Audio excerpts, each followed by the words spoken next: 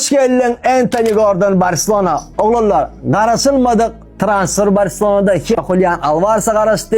Şu transferin amala aşmağına Hans Flick sebep oldu. Hans Flick'in xahişi boyunca Barcelona Newcastle'dan Anthony Gordon'u 70 milyon euro satın aldı.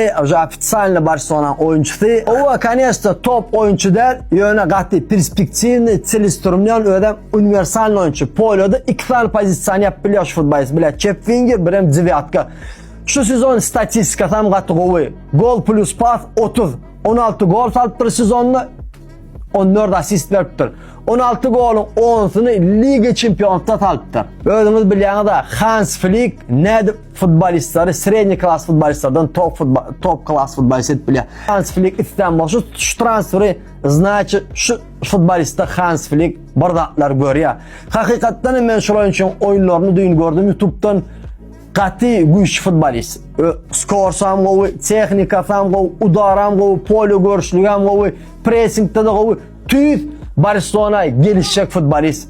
70 milyon euro deýärmi? Degmeýär onu sezon görkezler tä sezonda. Onda näme? Gordon üstünlüğini arzu edýän Julian Alvarez'e garaşýar Barcelona'da.